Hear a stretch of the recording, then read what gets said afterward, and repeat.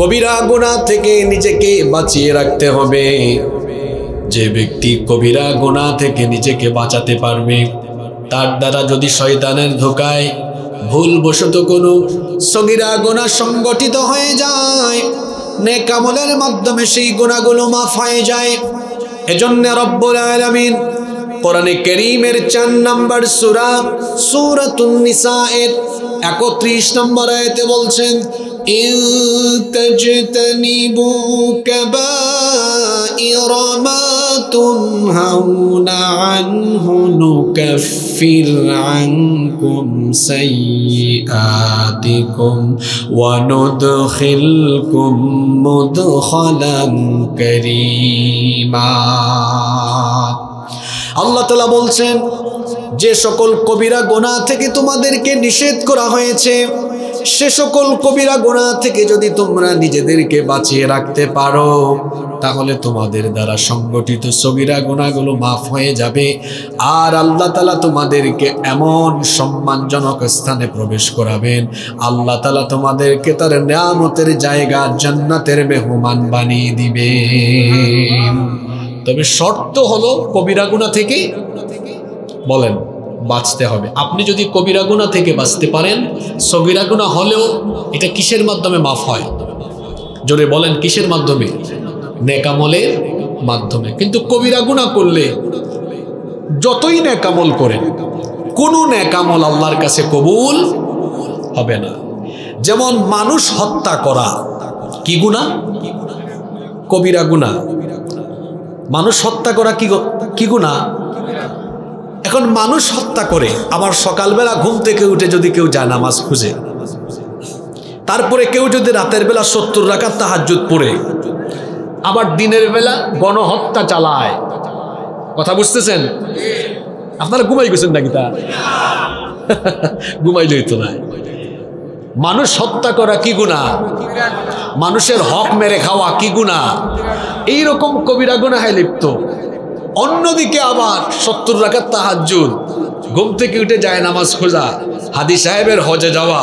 যদি কোনো ব্যক্তি কবিরা গুনাহে লিপ্ত থাকে, তার নামাজ, তার রোজা, তার হজ, তার যাকাত, ওয়াজ মাহফিলে বক্তা হওয়া, শ্রোতা হওয়া, আয়োজক হওয়া, সভাপতি হওয়া, তার সবকিছু যিনি বাতিল করে দিবেন তিনি কে? আল্লাহ।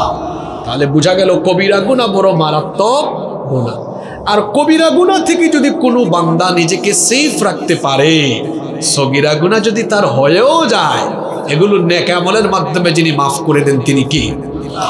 আসেন তো কয়েকটা হাদিস শুনি, কিভাবে নেক আমলের মাধ্যমে সগীরা গুনাহ মাফ হয়ে যায়। কয়েকটা হাদিস আমরা জেনে নেই। এই যে আমরা যখন ওযু করি, ওযু যখন আমরা করি, ওযুর পানি যখন আমাদের অঙ্গ প্রত্যঙ্গগুলো ধুয়ে গড়ে গড়ে পড়ে, ওযুর পানি যখন গড়িয়ে পড়ে, ওযুর পানির সাথে ওযুর অঙ্গ প্রত্যঙ্গের সগীরা গুনাহগুলো ঝরে পড়ে যায়। আল্লাহু আকবার। আল্লাহর নবী বলেছেন, যখন কোনো ব্যক্তি ওযু করে, ওযুর এই পানি যখন তার অঙ্গ গড়িয়ে গড়িয়ে পড়ে, গুনাহগুলো কেমনে ডিলিট হয়? আল্লাহর নবী বলেছেন, বান্দা মুখে পানি নিয়ে কুলি যখন করে, কুলির পানি যখন তার মুখের ভেতর থেকে বের করে দেয়, তার মুখের গুনাহ মাফ হয়ে যায়। যখন তার মুখমণ্ডল ধৌত করে, তার মুখমণ্ডল ধৌত করে যখন পানিগুলো তার মুখ দিয়ে গড়িয়ে গড়িয়ে পড়ে, তার চোখের সগীরা গুনাহ এবং মুখের গুনাহগুলো ওযুর পানির সাথে ঝরে পড়ে। সে যখন তার 2 হাত কোনুই পর্যন্ত ধৌত করে, ওযুর এই পানি যখন তার 2 হাত গড়িয়ে গড়িয়ে পড়ে, তখন গুনাহগুলো ঝরে পড়তে থাকে। যখন তার পা ধৌত করে, তখন তার পা দ্বারা সংগঠিত গুনাহগুলো ঝরে পড়তে থাকে। এইভাবে করে নেক আমলের মাধ্যমে সগীরা গুনাহ মাফ হওয়ার সিস্টেম আল্লাহ রেখে দিয়েছেন। যেমন আরেকটি লাভজনক আমল হলো দুরুদ। আল্লাহ নবী বলেছেন, মান সাল্লা আলাইয়া সালাতান ওয়াহিদা, যে ব্যক্তি আমার উপরে একবার দুরুদ পাঠ করবে, সাল্লাল্লাহু আলাইহি আশরু সালাওয়াত, আল্লাহ ওই ব্যক্তির উপরে একবার 2 বার নয়, আমার উপরে যে ব্যক্তি একবার দুরূদ পড়বে, আল্লাহ ওই ব্যক্তির উপরে 10 বার করে রহমত নাজিল করেন। শুধু তাই নয়, ওয়া হুত্তাত আনহু আশরু খাতিআত, তার আমলনামা ওপেন করে, যে ব্যক্তি আমার উপর একবার দুরূদ পড়ে তার আমলনামা ওপেন করে তার আমলনামা থেকে 10টা সগীরা গুনাহ তখন ডিলিট করে দেওয়া হয়। তাহলে বোঝা গেল বান্দা যত বেশি নেক আমল করে, নেক আমলের মাধ্যমে একদিকে সওয়াব হয়, অন্যদিকে সগীরা গুনাহ মাফ হয়।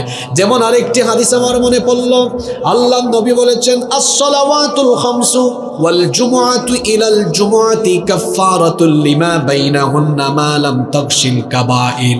যখন কোনো বান্দা কবিরা গুনাহ থেকে নিজেকে বাঁচিয়ে রাখে, আর ওই ব্যক্তি যদি প্রতিদিন 5 ওয়াক্ত নামাজ যথাসময়ে আদায় করে, তার পাশাপাশি সে যদি এক জুমা থেকে নিয়ে পরবর্তী জুমা পর্যন্ত পুরো সপ্তাহের 5 ওয়াক্ত নামাজ যদি সে যথাযথ আদায় করে, তাহলে 5 ওয়াক্ত নামাজি ওই বান্দার 24 ঘন্টা যদি কোনো সগীরা গুনাহ হয়, 5 ওয়াক্ত নামাজের আমলের কারণে তার সগীরা গুনাহ যিনি মাফ করে দিবেন তিনি কে?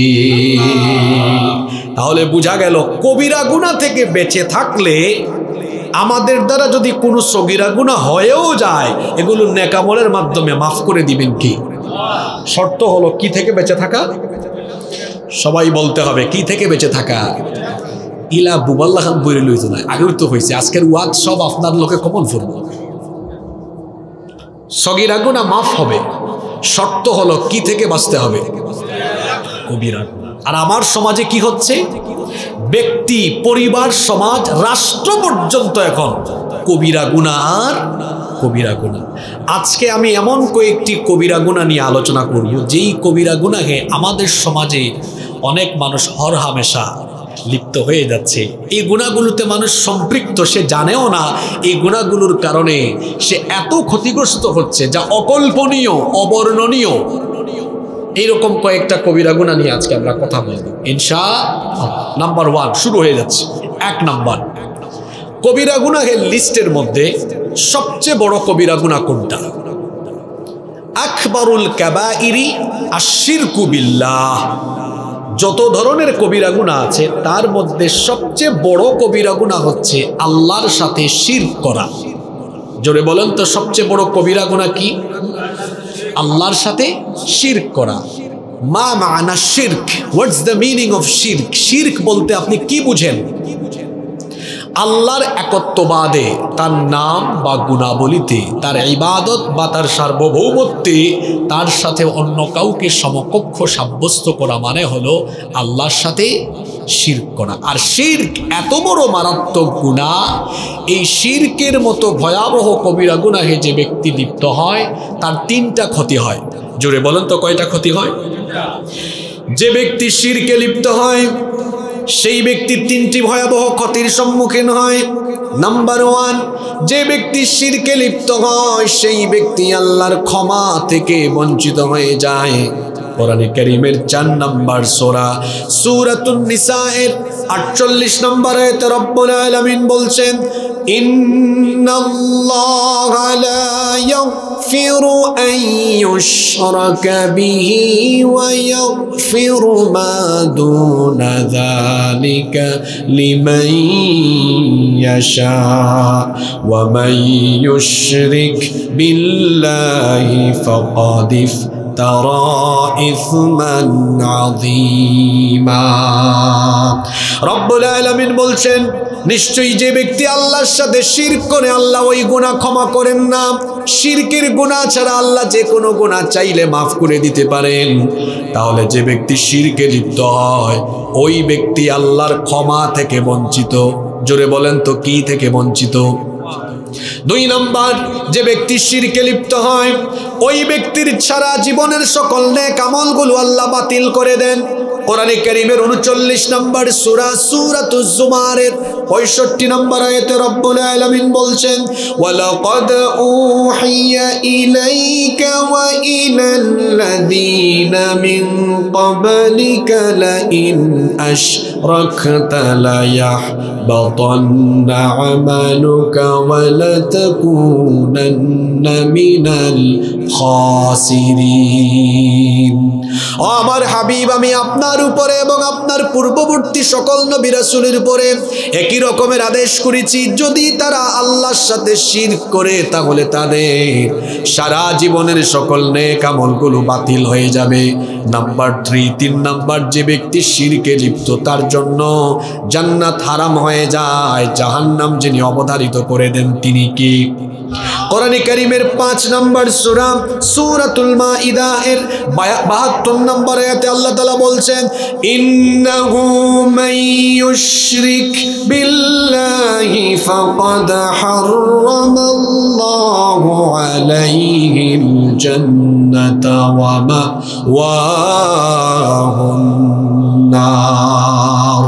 নিশ্চয়ই যে ব্যক্তি আল্লাহর সাথে শিরক করে আল্লাহ তার জন্য জান্নাত হারাম করে দিয়েছেন, ওয়া মাওয়াহুন নার, আল্লাহ তার জন্য জাহান্নামের আগুন অবধারিত করে দিয়েছেন।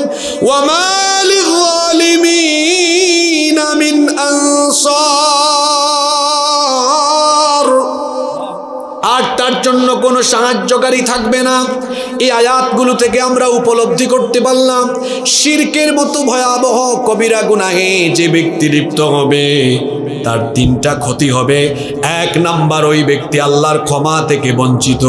যদি কোনো ব্যক্তি আল্লাহর ক্ষমা থেকে বঞ্চিত হয়ে যায় সে কি আল্লাহর জান্নাতের গন্ধ পাবে নাকি বলেন?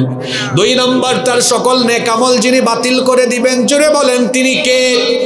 3 নাম্বার, যে ব্যক্তি শিরকের মতো ভয়াবহ গুনাহে লিপ্ত ওই ব্যক্তির জন্য জাহান্নাম অবধারিত, জান্নাত হারাম।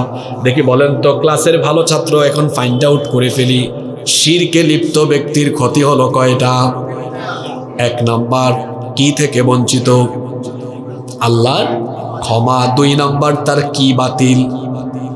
সারা জীবনের নেক আমল। 3 নাম্বার, তার জন্য জান্নাত হারাম। তাহলে বোঝা গেল এই গুনাহ বড় মারাত্মক। আপনারা বলবেন, হুজুর আমরা বড়লেখার মানুষ, আমরা তো এক আল্লাহয় বিশ্বাস করি, আমরা শিরক করি না। কিছুক্ষণ পরে যখন পয়েন্টগুলো বলা আরম্ভ করব তখন ডানে বামে তাকাবেন আর বলবেন, হায় রে হায়, পাখি আলার ভেতরেও শিরক ঢুকেছে, আমরা জানতাম। তো শোনেন, শিরক হলো 2 প্রকার, শিরকে আকবার, শিরকে আসগার। আবার তাওহীদের বৈপরীত্যের দিক থেকে শিরক 3 প্রকার। সমাজে প্রচলিত অনেক শিরক আছে যা আমাদের সমাজে হরহামেশা ঘটছে। অনেকের নাম আব্দুল করিম, আব্দুল সত্তার, আব্দুল মান্নান, এত সুন্দর নাম ধারণ করে তারা শিরক করছে। সমাজের প্রচলিত কয়েকটা শিরকের কথা বলি। আল্লাহ ছাড়া অন্য কারো গায়েবী ক্ষমতা আছে কিংবা নবী রাসূল গায়েব জানেন, এই কথা বলা বা বিশ্বাস করা হলো আল্লাহর সাথে শিরক করা। জাদু টুনা, বান মারা, আমাদের গ্রামে গঞ্জে এগুলো আছে। এক পরিবার আরেক পরিবারকে বান মারে, জাদু টুনা, জাদুবিদ্যা করে। জাদুবিদ্যা হলো শয়তানি কাজ। যারা জাদু টুনা, বান মারার সাথে সম্পৃক্ত তাদের ঈমান থাকে না, এরা মুশরিক হয়ে যায়। তারপরে গণকের কাছে যাওয়া, জ্যোতিষীর কাছে যাওয়া, এগুলোর জন্য নারীরা পাগল।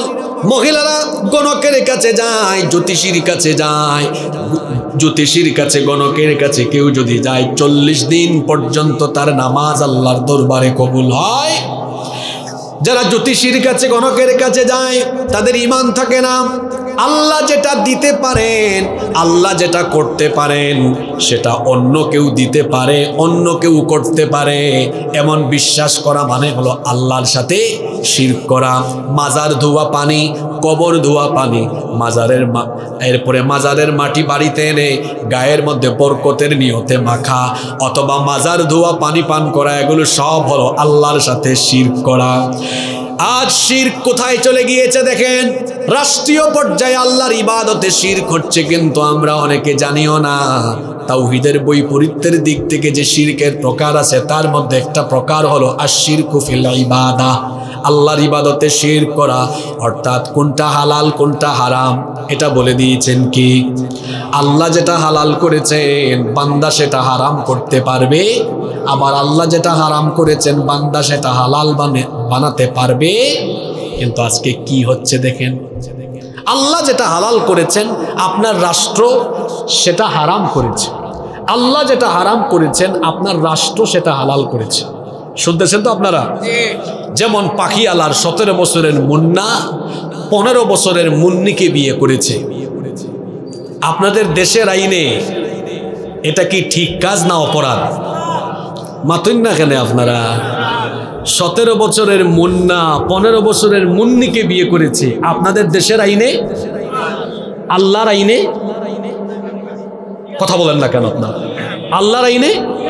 আপনাদের দেশের আইনে এটার নাম বাল্য বিবাহ, আর আল্লাহর আইনে এটার নাম বালেক বিবাহ। কি বিবাহ? কথা বলেন। বালেক বিবাহ আল্লাহর আইনে, আর আপনাদের দেশের আইনে যে হুজুর বিয়ে পড়াবে ওই হুজুর সুদ্ধা জেল।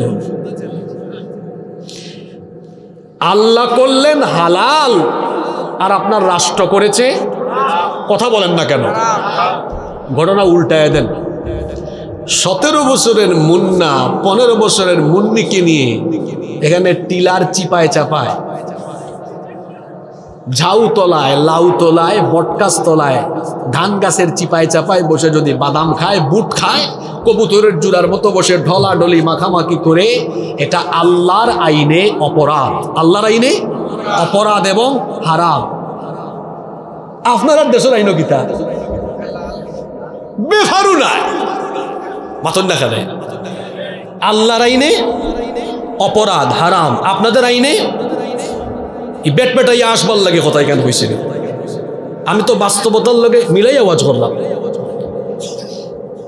17 বছরের মুন্না 15 বছরের মুন্নেকে নিয়ে এমসি কলেজে শাহজালাল ইউনিভার্সিটির চিপায় চাপায় পয়সা বাদাম খাইলে এটা আল্লাহর আইনে অপরাধ এবং হারাম। আপনাদের দেশের আইনে ব্যাপারী না, আপনি বাধা দিলে উল্টা পুলিশ আপনারে ধরে নিয়ে চলে যাবে, ঠিক কি না?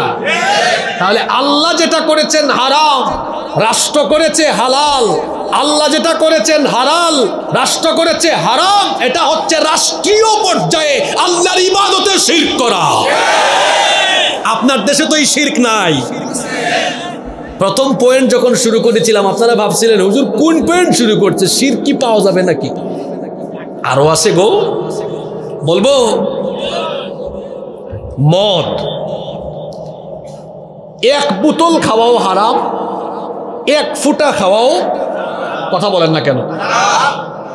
আপনাদের দেশে এটা কি করছে দেখেন, দিয়েছে নাম মাদক নিয়ন্ত্রণ অধিদপ্তর। কি যা শয়তানি নাম, মানে নিয়ন্ত্রিত মাত্রায় খান, অসুবিধা নাই। গত সপ্তাহে আমি গুলশানে, ঢাকার গুলশানে আমরা লাঞ্চ করতে বসেছি। এক রেস্টুরেন্টে ঢুকবো, দেখি এক বিরাট রেস্টুরেন্ট, সামনে সাইনবোর্ডে লেখা মাদক নিয়ন্ত্রণ অধিদপ্তর থেকে অনুমোদিত বারের বিশেষ ব্যবস্থা রয়েছে।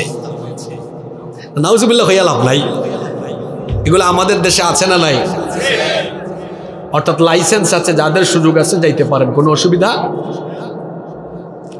আল্লাহর আইনে হারাম, আপনি সীমিত পরিসরে বা নিয়ন্ত্রিত মাত্রায় করলেন হালাল। আল্লাহর সাথে ইবাদতে কি হলো? আরো আছে গো, শেষ না। সকল ক্ষমতার মালিক, মাত মারণ নঙ্কু, খালি মেম্বার চেয়ারম্যান ইলেকশন আউট দেন। দেখবানে গাঁয়ে গাঁয়ে যত মেম্বার প্রার্থী আর চেয়ারম্যান প্রার্থী হইবা সব ক্ষমতার মালিক এখন আপনারা। অঙ্কু মাত মারণ না। এই সময় বিড়ি একটা দিলাইলে আর সিগারেট দিলাইলে ওই সারা দিয়ে আসে না নিলা। এখান তো আমি প্রায় সময় হই গরু ছাগল না, গরু ছাগল বাদ দিলাইলাম। একটা মুরগির দামও এখন 100 টাকা, দেশি মুরগ 500 টাকা খেয়ে কইছে। 500 টাকা হইলে তো সারা বাংলাদেশের মানুষ বড় লেখা থাকবা অন্তর ওখান তানে মুরগি কিনব। 500 টাকা তো এখন সোনালি মুরগ 500 টাকার কাছাকাছি, 600 700 টাকা, এখন 600 টাকার উপরে আছে। আমি জানি তো, আমিও বাজার করি, 600 টাকা উপরে আছে। ইলেকশনের টাইমে সলিমুদ্দিন কলিমুদ্দিনের দাম দেশি মুরগি থেকেও কমে যায়, 500 টাকায় বিক্রি হয়ে যায়। ইলান মানুষ আপনার দেশ নাই। সকল ক্ষমতার উৎস জনগণ, এই কথা বলা সুস্পষ্ট আল্লাহর সাথে শিরক করা, আল্লাহর সাথে কুফরি করা। কারণ কোরআনে কারিমে ক্ষমতার নামে সূরা আছে, এটি কোরআনে কারিমের 67 নম্বর সূরা। সূরার নাম হচ্ছে সূরাতুল মুলক। মুলক মানে কি? মুলক মানে হচ্ছে পাওয়ার, অথরিটি, সভরেন্টি, ক্ষমতা, কর্তৃত্ব, সার্বভৌমত্ব। সার্বভৌম ক্ষমতার একচ্ছত্র মালিক যিনি, জুড়ে বলেন তো তিনি কে? সেই আল্লাহ এই সূরা শুরু করেছেন এভাবে, পড়েন আমার সাথে, তাবারাকাল্লাযী বিয়াদিহিল মুলকু ওয়া হুয়া আলা কুল্লি শাইইন কাদির। বরকতময় সুমহান সেই সত্তা যার হাতে সকল ক্ষমতা, সকল ক্ষমতার মালিক যিনি, তিনি কে? আর আপনাদের দেশের নেতারা কি বলে? সকল ক্ষমতার মালিক জনগণ। সকল ক্ষমতার মালিক যদি জনগণ হতো তাহলে তো তার 3.5 হাত বডির নিয়ন্ত্রণ তার উপরে থাকতো। সকল ক্ষমতার মালিক মানুষ হলে তার মাথা ব্যথা হতো না, পেট ব্যথা হতো না, জ্বর হতো না, সর্দি কাশি হতো না। মানুষের কাছে কোনো ক্ষমতা নাই বলে তার শরীরের নিয়ন্ত্রণও তার উপরে নাই। মূলত এটা হচ্ছে একটা পাম্প, এটা হচ্ছে একটা, এই পাম্প দিয়ে আপনাদের থেকে তারা ভোট নেয়। ভোট নেওয়ার পরে সকল ক্ষমতার মালিক আর জনগণ থাকে না, তখন ক্ষমতার ঠেলায় তারা নিজেদেরকে স্বৈরাচারী রূপে দাঁড় করায়। তারপরে সকল ক্ষমতার মালিক জনগণরে বুঝাইয়া দেয়, জনগণ তাদের বিরুদ্ধে কথা বললে জনগণের পয়সায় কেনা গুলি জনগণের বুকের উপরে বিদ্ধ করে দিয়ে গণহত্যা চালায়। এই হচ্ছে তাদের আসল চরিত্র। সকল ক্ষমতার মালিক যারা জনগণকে বানায়, এটা হলো তাদের আসল চরিত্র। ঠিক আছে কথা? এই বড়লেখা সহ বাংলাদেশের যে অঞ্চলে যে নেতা বলবে সকল ক্ষমতার উৎস জনগণ, এই বাংলাদেশের তাওহীদবাদী মানুষ তাকে বলবে, তুমি আবারও কালিমা পড়ে, তওবা করে, কালিমা পড়ে পুনরায় ইমানদার হয়ে আমাদের সামনে আসো, নইলে 90% মুসলমানের দেশে সকল ক্ষমতার উৎস জনগণ বলে তুমি রাজনীতি করার কোনো অধিকার মানুষের সামনে পাবা না। সকল ক্ষমতার উৎসকে আজকে কি রাষ্ট্রীয় পর্যায়ে শিরক হচ্ছে না? আরো আছে গো ভাই, শেষ না। সেকুলারিজম, ধর্ম নিরপেক্ষ মতবাদ, এটা আরেকটা শয়তানি মতবাদ। এটা আমার দেশের সংবিধানে আছে, সংবিধানের অনুচ্ছেদে এটা অ্যাড করে দেওয়া।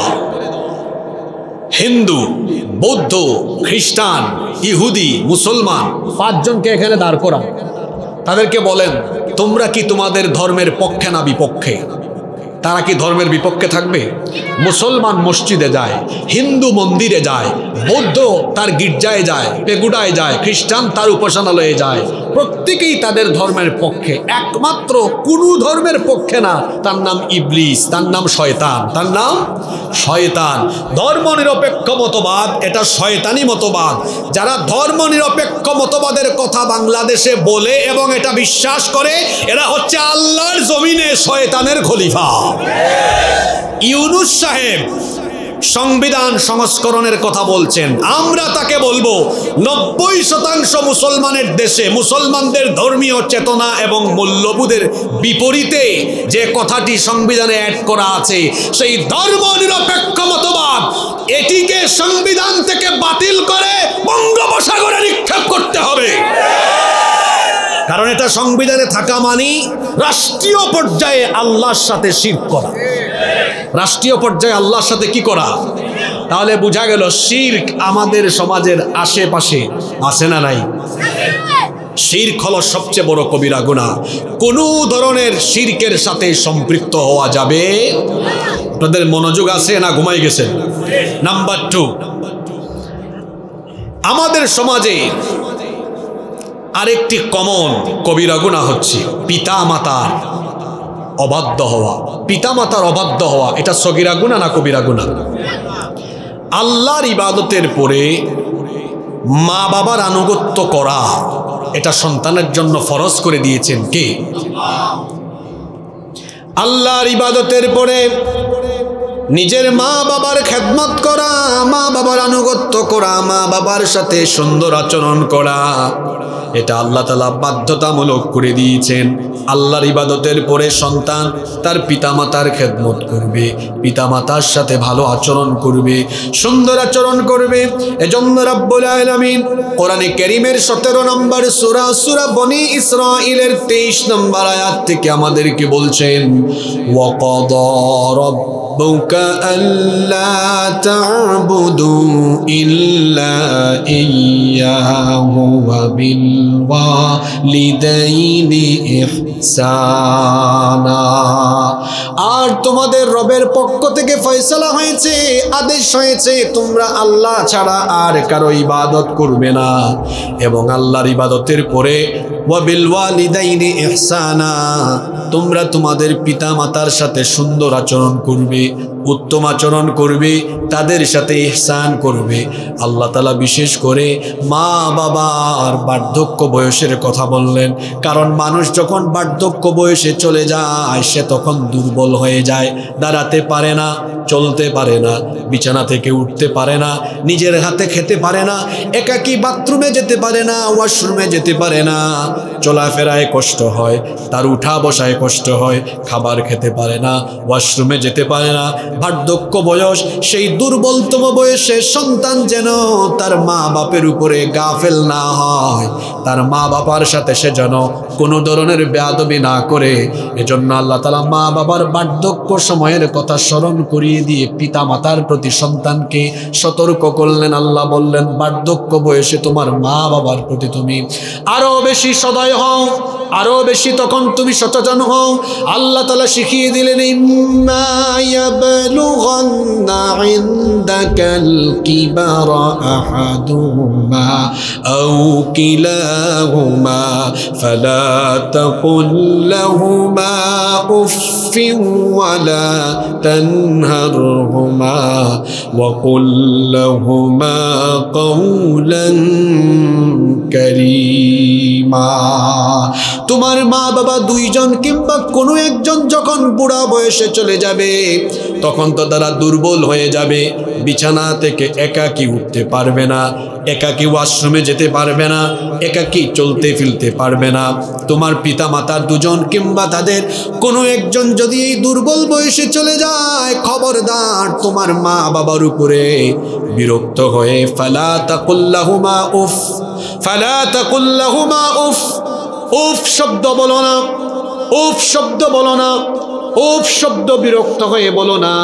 ওয়ালা তানহারহুমা, পিতা মাতাকে ধমক দিও না, গলার আওয়াজ বড় করে দিও না, চক্ষু মোটা করে চোখ রাঙিয়ে পিতামাতার সাথে ওই বয়সে কথা বলো না, কারণ এই সময়টাতে তারা দুর্বল হয়ে যায়।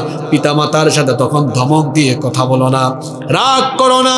আহারে কত নাফরমান সন্তান, মা বাবা যখন বুড়া হয়ে যায়, বয়স্ক হয়ে যায়, বাবা বিছানা থেকে উঠতে পারে না, ধরে ধরে উঠাতে হয়। তার বাবা রাতের বেলা ঘুমাতে পারে না, বিরক্ত হয়ে যায়, মা ঘুমাতে পারে না, বিরক্ত হয়ে যায়। তখন বেয়াদবি করে মা বাবাকে কত কটু কথা বলে, মা বাবা অসুস্থ, চিকিৎসা করায় না। এই নাফরমান সন্তান তার ছোটবেলার সকল স্মৃতির কথা সে ভুলে গিয়েছে।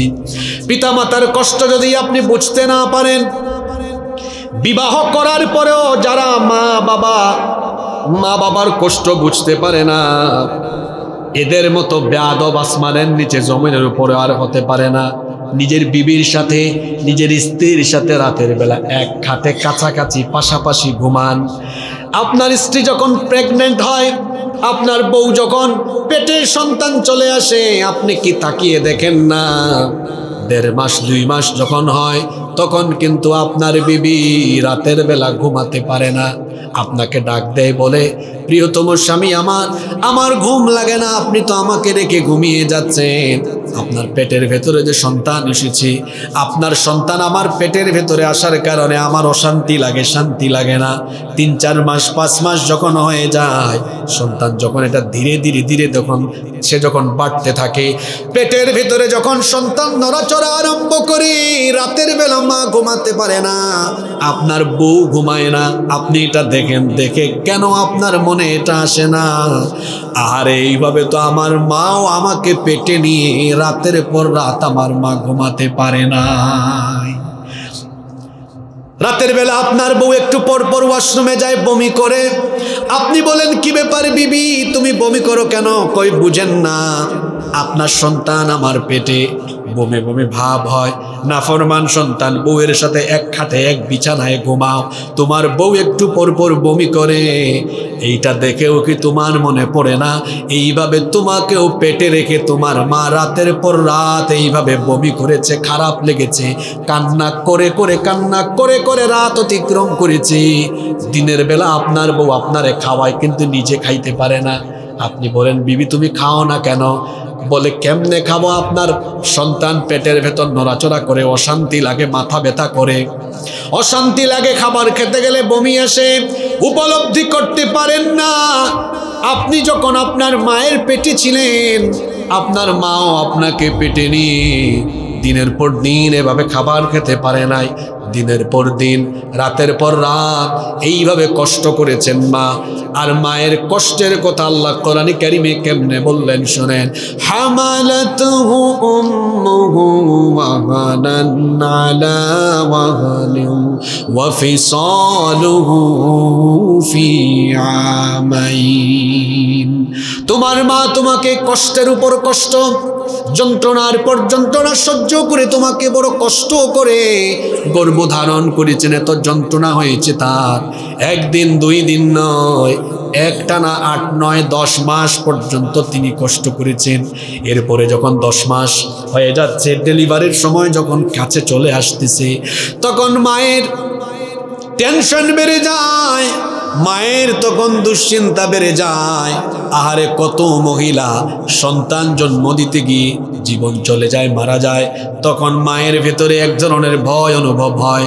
মা তখন আল্লাহ তাআলাকে বলেন, হে আমার রব, এত মাস ধরে এই সন্তানকে কষ্ট করে পেটে নিয়েছি, এই সন্তানকে জন্ম দিতে গিয়ে যদি আমার মরণ হয়ে যায়, আমাকে তুমি তোমার কাছে নিয়ে নিও, তারপরেও আমার কলিজা ছেঁড়া কষ্টের ধন আমার সন্তানটাকে তুমি দুনিয়াতে নিয়ে আসি। এরকম করে কষ্ট করে ওয়াহানান আলা ওয়াহান, আল্লাহ বলছেন কষ্টের পর কষ্ট, দুঃখের পর দুঃখ, যন্ত্রণার পর যন্ত্রণা সহ্য করে তোমার মা তোমাকে গর্ভধারণ করলেন। তারপরে যেদিন তোমাকে জন্ম দিলেন তিনি কত কষ্ট করলেন।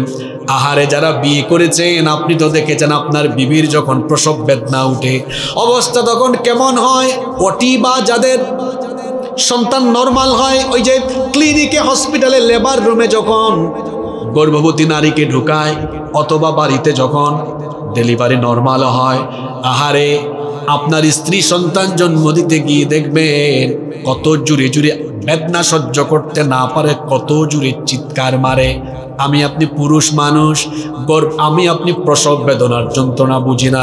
বর্তমান চিকিৎসা বিজ্ঞান বলছে একজন মানুষ সর্বোচ্চ 20 থেকে 25 ইউনিট পর্যন্ত ব্যথা সইতে পারে, কিন্তু আমাদের মা আমাদেরকে জন্ম দিতে গিয়ে 20 আর 25 নয়, 50 থেকে 55 ইউনিটের বেদনা সহ্য করেছে। শরীরের প্রতিটি হাড় ভেঙে গেলেও এমন কষ্ট হবে না যতটা কষ্ট হয় সন্তান জন্ম দেওয়ার সময়। মা ঠিক ততটা কষ্ট, ততটা যন্ত্রণা সহ্য করে আপনাকে তিনি প্রসব করলেন, দুনিয়াতে আপনি চলে আসলেন।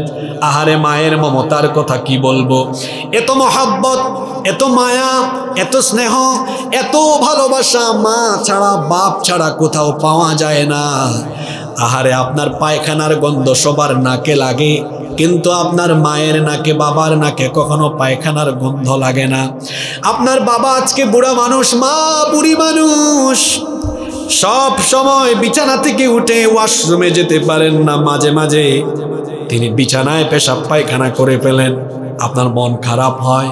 মাঝে মাঝে আপনি রাগ করে কত কিছু বলেন কেন? আপনি কি আগে ভাগে বলতে পারেন না আমি নিয়ে যাইতাম বা অন্য কেউ নিয়ে যাইতো? কপাল পোড়া সন্তান।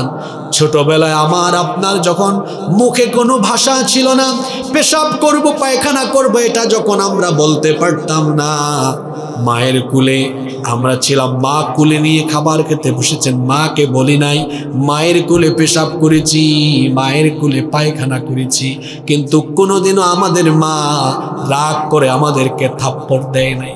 আজকে সেই মাকে, সেই বাবাকে আপনি কটু কথা বলেন, কেমনে এটা পারলেন বলেন? আপনার মা আপনাকে কত মহব্বত করে, শোনেন, আপনার বাবা আপনাকে কত মহব্বত করে। আপনি রাত 12টা, 1টা, 2টা, 3টা পর্যন্ত বাড়ির বাহিরে থাকবেন, আপনার বাড়ির কেউ আপনার জন্য টেনশন করবে না। দেখবেন কিছুক্ষণ পর পর মায়ের ফোন, বাপের ফোন, মা ফোন করবে, বাবারে বাড়িতে তো সবাই চলে আসলো, কিন্তু তুই কোথায়, তুই এখনো আসলি না, তোর টেনশনে তো আমার এখনো ঘুম লাগে না। 2টা হোক 3টা হোক, গভীর রাতে বাড়ি যাবেন, দেখবেন সবাই ঘুমিয়ে আছে, কিন্তু বাড়ির মূল ফটকে, মূল দরজায় তখনও না ঘুমায় আপনার মা আপনার জন্য পাহারাদারের মতো দাঁড়িয়ে অপেক্ষা করে। এই হলো আপনার মা। আর বাবা তো হলো বটবৃক্ষের মতো, বৃক্ষ যেমন তার প্রতীককে ছায়া দেয়, শান্তি দেয়, বাপ তেমন সন্তানদেরকে শান্তিতে, স্নেহ, মায়া, মমতার ভেতরে আগলে রাখে। যার বাবা আছে, রাতের খাবারের টেনশন, সকালে দুপুরে কি খাবে, রাতে কি খাবে, টেনশন করা লাগে না, সব টেনশন বাবার। জিজ্ঞেস করে দেখেন যাদের বাবা নাই তাদের জীবনে কত কষ্ট। নিজের হিসাব নিজেই করতে হয়, সকাল দুপুর রাত কখন কি খাবো, কখন কি করব, নিজেরটা নিজে করতে হয়। কিন্তু যতক্ষণ বাপ আছে, বাপ থাকাকালীন টেনশন করা লাগে না। এই বাবা আর এই মা এত কষ্ট করে লালন পালন করলেন, এই বাবা মা যখন বার্ধক্য বয়সে উপনীত হয়ে যাবে, আল্লাহ বলছেন সেই দুর্বলকালীন সময়ে তোমার মা বাবার সাথে তুমি উচ্চ স্বরে কথা বলো না, ধমক দিও না, চোখ রাঙিয়ে কথা বলো না। আমরা বললাম, আল্লাহ তাহলে আমার মা বাবার সাথে আমি কিভাবে কথা বলবো? আল্লাহ শিখিয়ে দিলেন, ওয়াকুল্লাহুমা কওলান কারীমা, সম্মানজনক ভাষায়, ভদ্র আর বিনয়ের সাথে তোমার মা বাবার সাথে কথা বলো। শিখিয়েছেন কি? তোমার পিতামাতার সাথে তুমি উত্তম আচরণ করো, খবরদার পিতামাতার সাথে বেয়াদবি করো না। যারা পিতামাতার সাথে বেয়াদবি করে এদের দুনিয়া নষ্ট হবে, আখিরাত ধ্বংস হয়ে যাবে। সব জায়গায় পিতামাতার কথা মানতে হবে, শুধু এক জায়গায় পিতামাতার হুকুম মানা যাবে না। জোরে বলেন কয় জায়গায়? আমরা বললাম আল্লাহ কোন জায়গায়? আল্লাহ বলে দিলেন, ওয়া ইন জাহাদাকা আলা আন তুশরিকা বিমা লাইসা লাকা বিহি ইলমুন ফালা তুতি'হুমা। তোমার মা বাবা যদি তোমাকে শিরকের দিকে ধাবিত করে, আল্লাহর নাফরমানি করতে চাপাচাপি করে, যে বিষয়ে তোমার কোনো জ্ঞান নেই, এমন বিষয়ে যদি তোমাকে চাপ প্রয়োগ করে, প্রেশার ক্রিয়েট করে, মা বাপ যদি আল্লাহর সাথে নাফরমানি করতে বলে, ফালা তুতি'হুমা, এই ক্ষেত্রে মা বাবার কথা শুনবা না। কিন্তু এখানে একটা কিন্তু আছে, কিন্তু ওয়াসাহিবহুমা ফিদ দুনিয়া মা'রুফা, কিন্তু দুনিয়ায় তাদের সাথে উত্তম আচরণ করো, ভালো আচরণ করো, তাদের খেদমত করো। মা বাবা যদি কাফের হয়, কাফিরা হয়, বাপ যদি কাফের হয়, মা যদি কাফেরা হয়, তারা যদি জালেম হয়, জালেমা হয়, বেইনসাফও যদি হয়, এরপরেও দুনিয়াতে মা বাপের সাথে বেয়াদবি করা যাবে না। হুকুম কার? সলিমউদ্দিন বিয়ে করেছে, এসে বলে, হুজুর আমার মা বাপ আমার উপর বেইনসাফি করে, আমার বউয়ের উপরে বেইনসাফি করে। আরে বেইনসাফি কেন করবে? যদি জালিমও হয়, যদি আপনাকে মারে পিটে, এমনকি মা বাপ যদি কাফিরও হয়, আল্লাহ বলেছেন খবরদার, তুমি তার সন্তান, তুমি তার সামনে গলার আওয়াজ বড় করতে পারবে না, কোনো বেয়াদবি করতে পারবে না, মা বাবার সাথে উত্তম আচরণ করতে হবে। হুকুম কার?